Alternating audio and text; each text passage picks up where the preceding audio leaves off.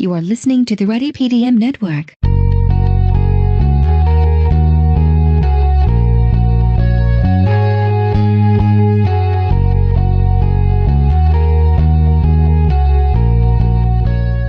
Today's episode was brought to you by Eigenworks. Most companies don't know why they lose deals, and few know why they win.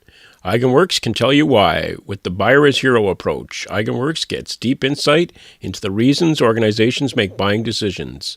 The product, promotion, and sales insights provide Eigenworks clients with a significant competitive position in their marketplaces. Are you ready? Product Hunt has a very engaged community of fans. And I would say there are fans and then there are super fans. There was no kind of curated feed of new type products, and also an easy way for me to share it with people that I trust and people that like this type of content. It went from email lists to went into YC. Really love all things product. Next up, Executive Chairman and Chief Visionary Erlich Bachman presenting Pied Piper.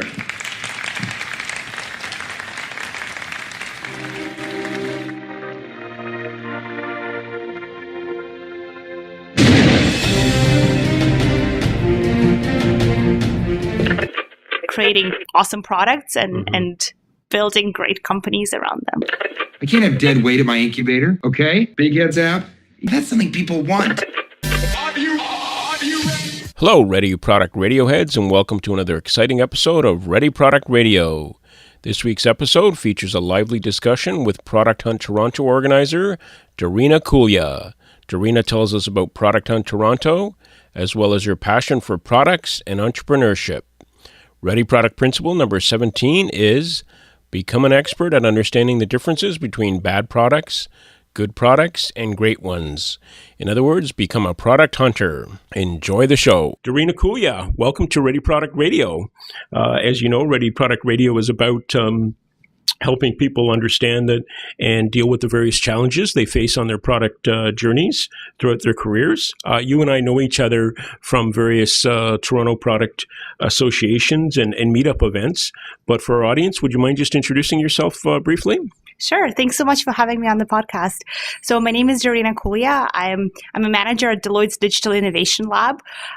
In my free time, I run an organization called Product Hunt Toronto, which is dedicated to discovery of great local products and teaching folks elements of building great products. So we both discover great products as well as learn what it takes to build them.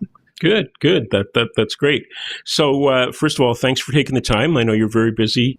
Cool. So let's start with Product Hunt Toronto. And if you wouldn't mind, for people that might not be aware of the Product Hunt concept, could you start by just maybe introducing what Product Hunt is, and then you can go on and talk about Product Hunt Toronto? Yeah, absolutely. So producthunt.com is a site that is all about discovery of great products around the world. So it started as a hobby project of Ryan Hoover, and he's someone who loves discovering new products, and he started this as an email list. So it went from an email list of cool new products that people may be interested in to really a platform that is now around curation of products in technology. There is a games section where you can discover cool games. There is a way to discover books and podcasts, and it's really an online community that connects makers with early adopters. And that's something that I personally am so passionate about. And when I discovered Product Hunt now maybe a little bit over a year ago, I immediately got hooked on the concept, and I started hunting new things and checking out products. And that fascination sort of resulted in what is now Product Hunt Toronto. Awesome. Yeah, and I've been to one Product Hunt event. I think it was your year anniversary, and it's just amazing to see what you've done in the year. So, talk a little bit about what was involved in organizing the organization, where it's at currently, and what you see in terms of the future of the organization. For sure. So it started as a small meetup at a bar, and really, I remember our first event. So our first formal event was in September of last year, and it was really a group of folks that many, I'm sure you know, are from the Toronto Product Management Association. Many people really in the community who are just either currently in product or want to get into product.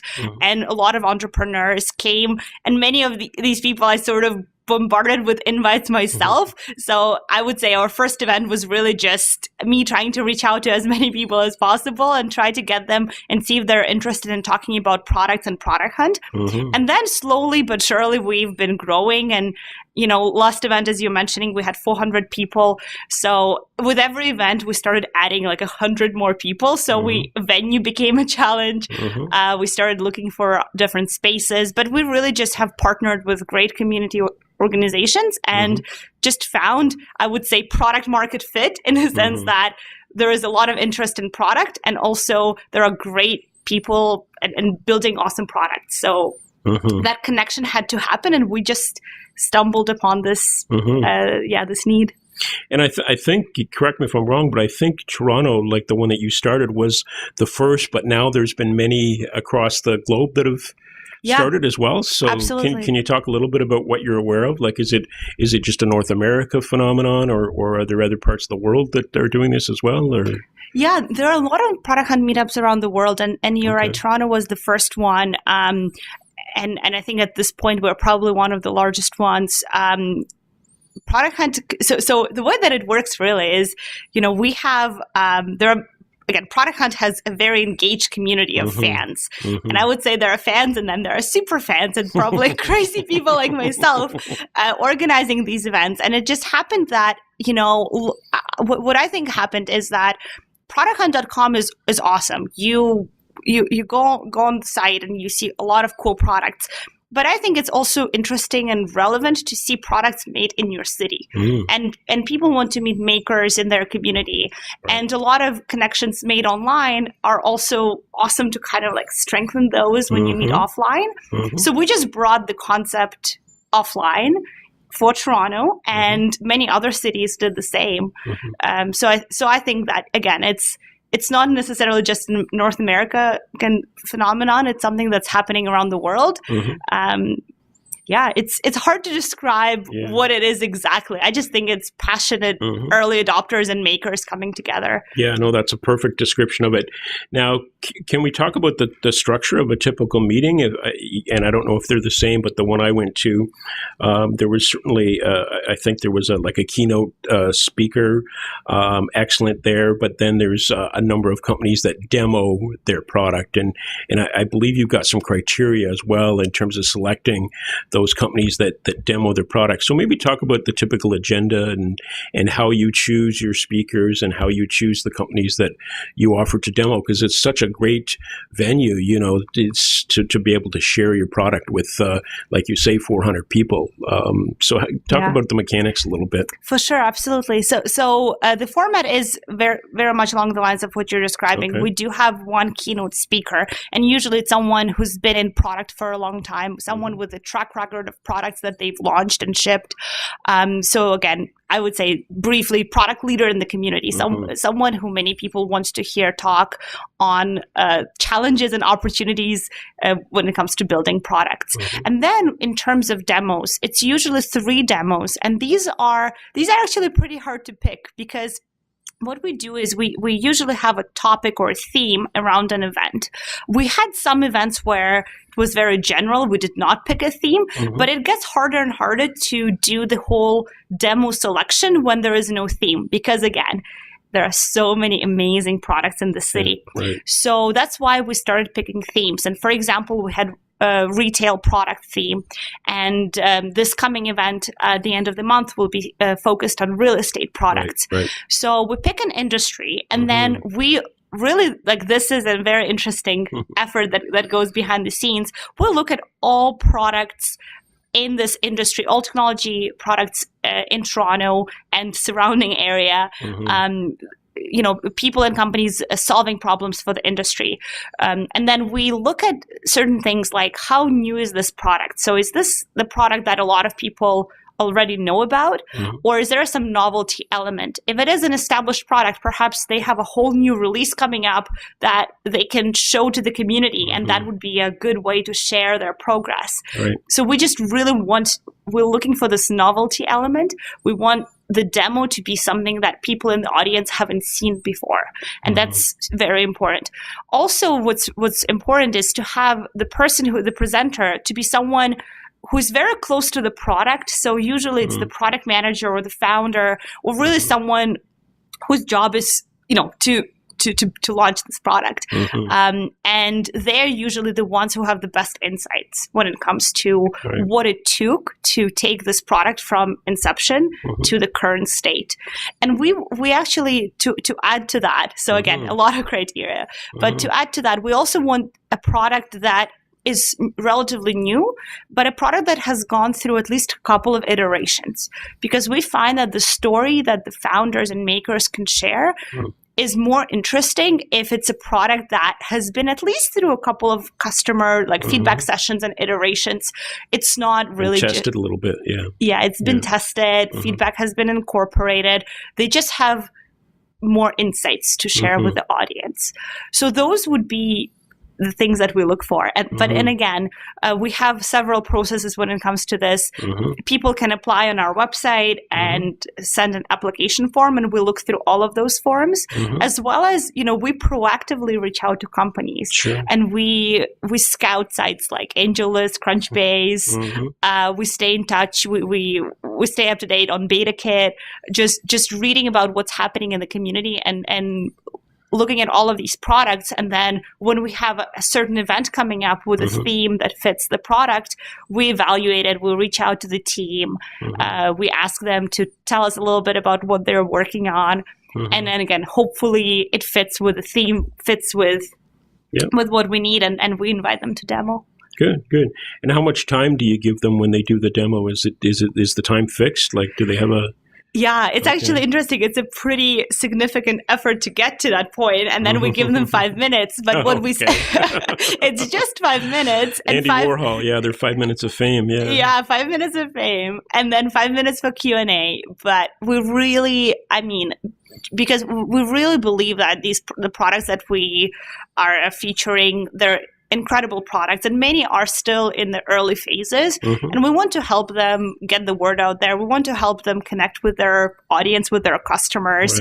So although they only get 5 minutes at the event, we spread the word, and we really work with them before, after event, to share their story. And everyone who's ever presented has only had incredible things to say about the experience.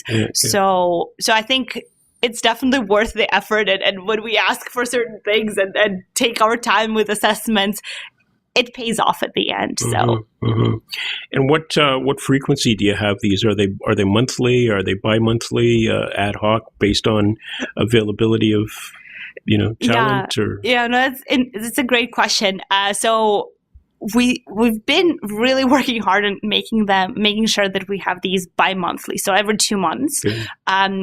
I would say, just again, to be honest, this one we're a little bit late on schedule, but it just happened. We need a venue that can accommodate a lot of people. That's many times a challenge. We need to align speakers with themes, topics. Demos. So we try to have it every 2 months. That's the goal.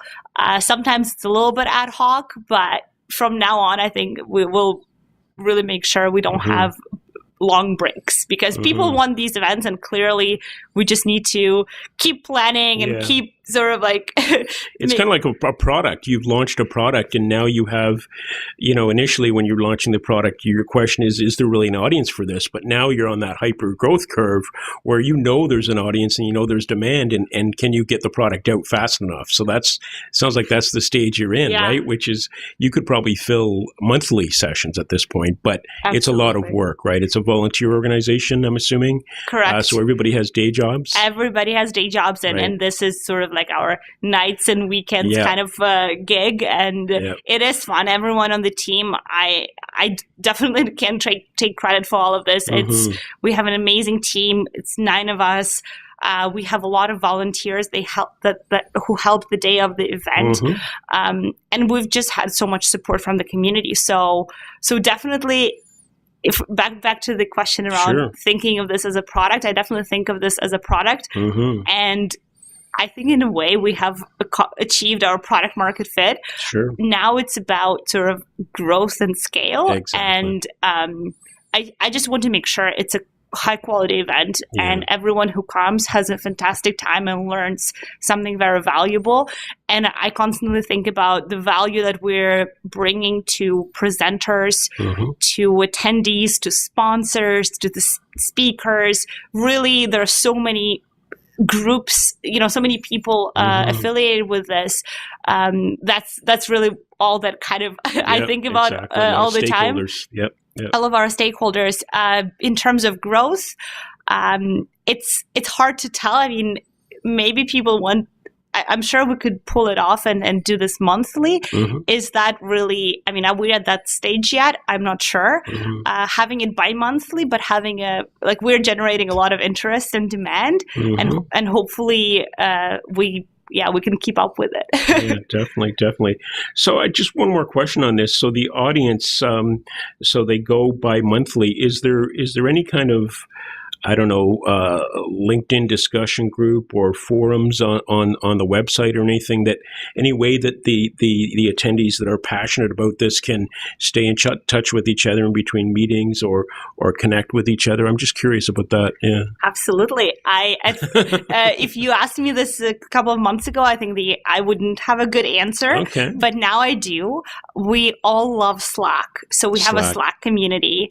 Awesome. And what's interesting about it is that if you join our Slack community, you're automatically a part of Toronto chapter of our channel, as well as you can engage with others, product hunt enthusiasts around the world. So we have a Slack community that I'm happy to share the link. It's phglobal.co. And then if you go to phglobal.co, just make sure you select Toronto in the drop-down, and then you'll be automatically added to our Toronto channel. And then after that, you can join others. We're you're free to kind of to talk to everyone in the community. But that has been a way that we've been staying in touch with people. We still don't have everyone as a part of that community. So if you're listening and if you're a part of Product Hunt TO, please join our Slack group. Yeah, and the reason I ask, I was involved in the Toronto Product Management Association for many years, and one of the things that really helped was we had our own website, but then at one point we said, hey, let's create a LinkedIn discussion group on LinkedIn. And that quickly grew to exceed the size of our own TPMA mailing list, just because there was that appetite. People want to stay connected in between events. So that's great. And Slack is the new cool. I think so, yeah. So people can go there, and you've given the address. So it's phglobal.co. Exactly. And they don't have to have attended a previous session. Nope. They don't have to be a member. Do you have the concept of membership for Product Hunt, or is it just event by event? It is event by event. I mean, perhaps at some point that question could become interesting for us could be interesting to explore. Right now, it's event.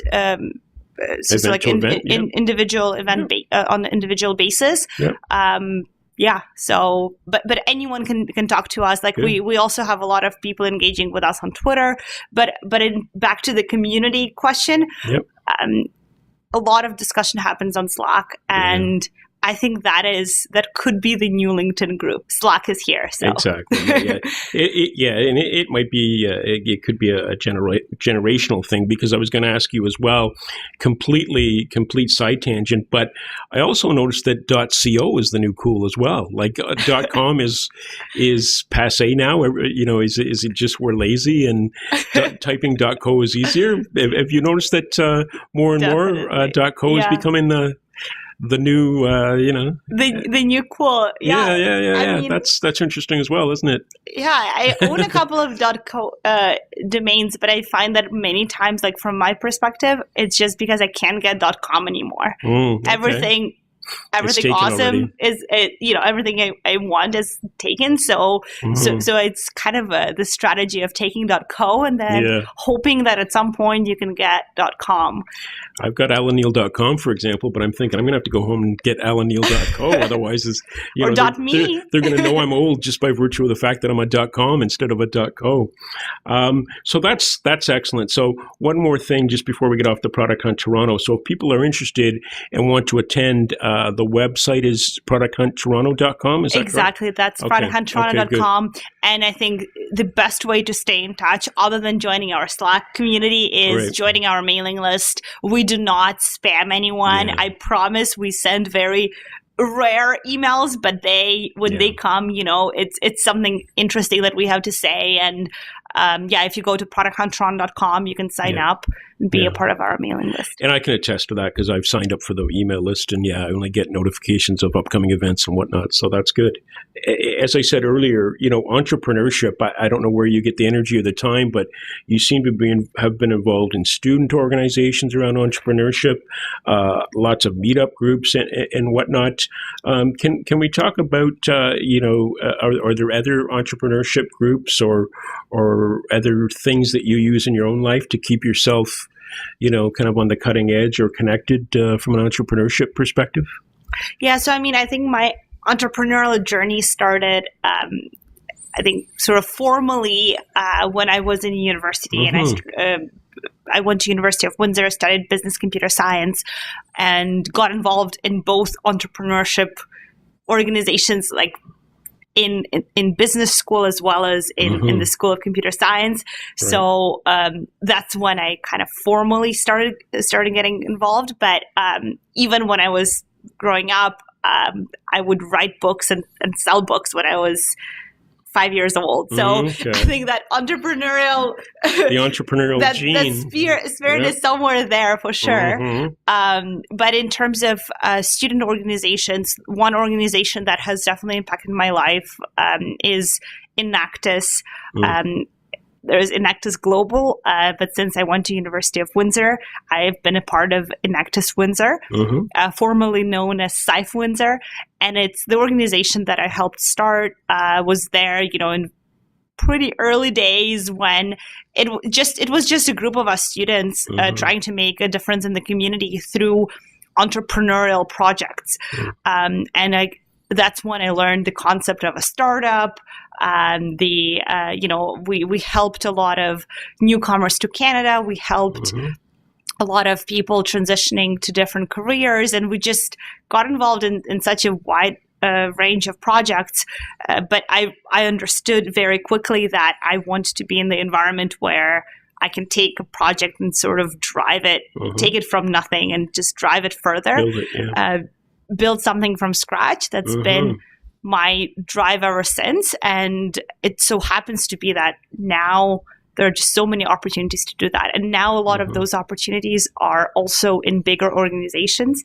So I just see a lot of these like entrepreneurship, and then now there is also entrepreneurship. Exactly. So many different ways to do that. But started doing it in university and kind of, I don't think I'll ever stop. It's interesting you say that because I was listening to a Seth Godin podcast recently, and that's the language he uses as well. He says, I just have a list of projects, and he says, I just go with my gut or my nose, the direction that interests me. And he says some of those are 20-year-long projects. Some of them are 3-month projects, but just lots of projects. So maybe it's a gene in there. Either you have it or you don't. Yeah. So more specifically, you mentioned the student. So if there are students that might be listening to this podcast and they're thinking and considering, okay, I can take a traditional career approach, go to business school, go into banking, whatever, or maybe I've got the stuff for this entrepreneurial path or something more non-traditional. What would you say, based on your experience, how could somebody self-evaluate to say, do I have what it takes to like you say, start something from scratch and build it? What do you think are some of the key characteristics or ways that you could self-identify? Am I an entrepreneur type person or not?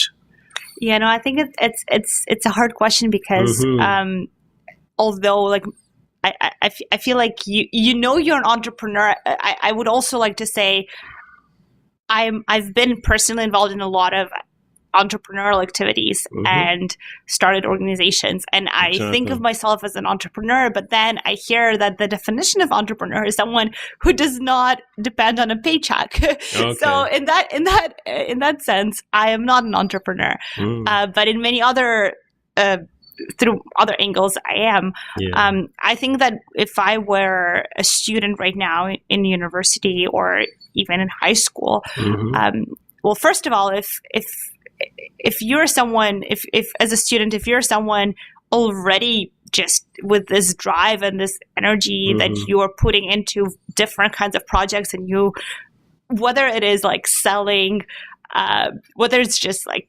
you're starting businesses in school and like selling stuff, or getting involved with student leadership organizations, I think that I did not need anyone to tell me that's who I was. Right. I was already kind of doing it. At 5, you said, yeah. Yeah, that's like nobody really forced me to do it. So it again, you can think, okay, it comes naturally, but also I feel like right now, if I were not sure about like what path to take, I would always kind of, instead of making this huge decision and putting so much pressure on yourself, I would kind of like do these experiments, do these tests, like maybe take a project that's very unstructured and see how I do there, versus take a project where it's everything is laid out for you. There is a framework, you can follow instructions and see which one I like. I just would say it's a very daunting, like big decision that you need to make in terms of what you do after school. And instead of doing it, I would, again, if you have the time and energy, I would just do these like experiments and observe how I perform throughout university. And a good way to do it is obviously to do co-op and internships. And I did a lot of internships before graduating, so I already knew the kind of activities, the kind of roles that are a better fit.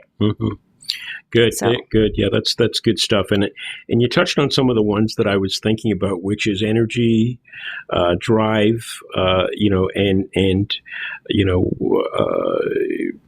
I kind of think of it as stick-to-itness, but basically the ability to deal with adversity as well, right? And that persistence. Persistence. Yeah, thank you. That's the word I was thinking about. Yeah, because I imagine there are a lot of people saying no, that won't work, blah blah blah, and you've got to kind of tune that out. That's good.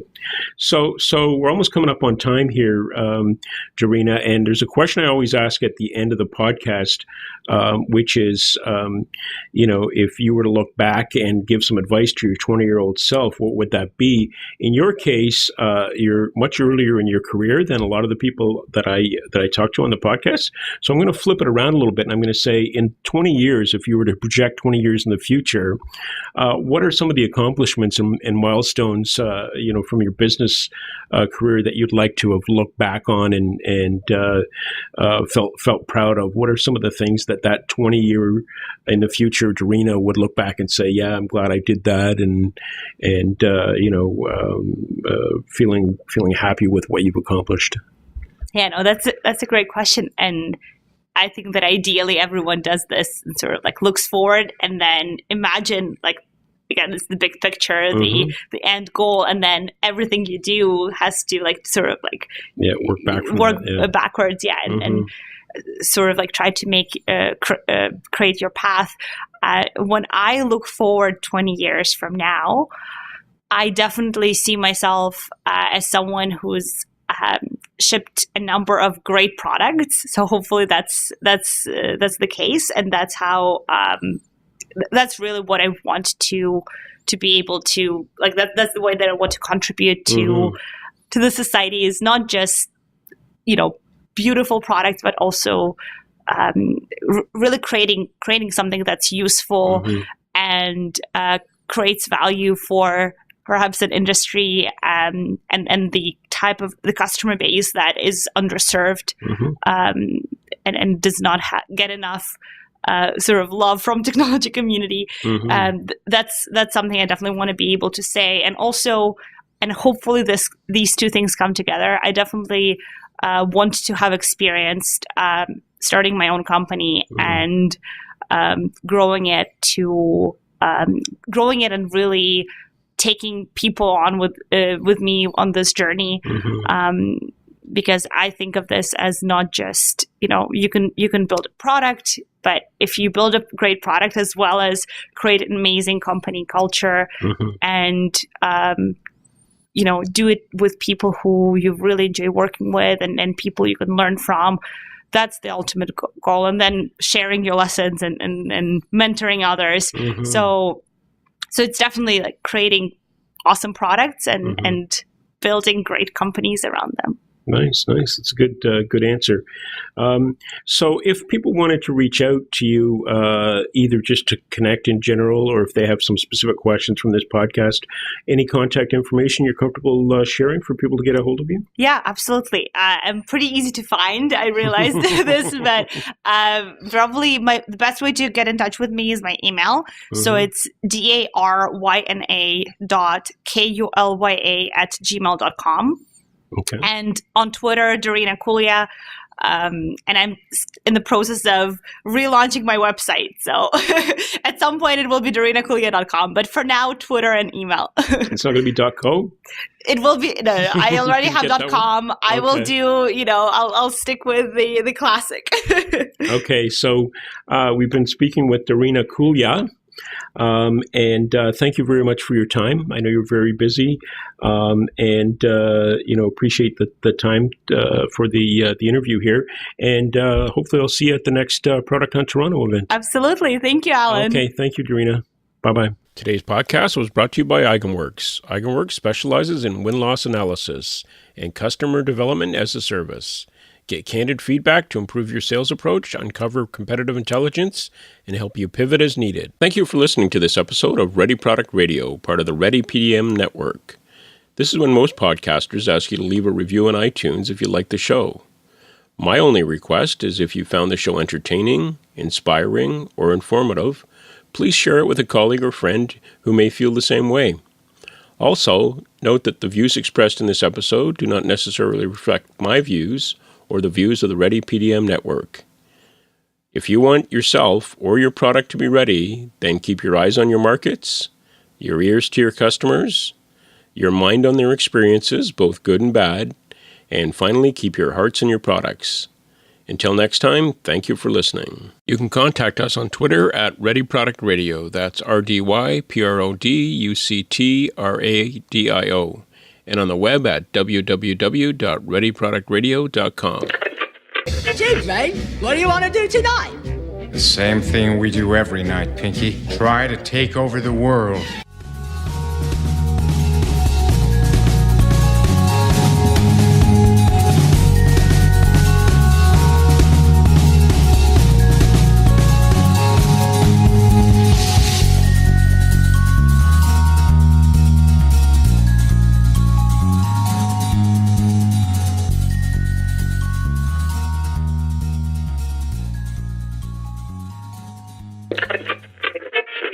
You're still here? It's over. Go home. Go.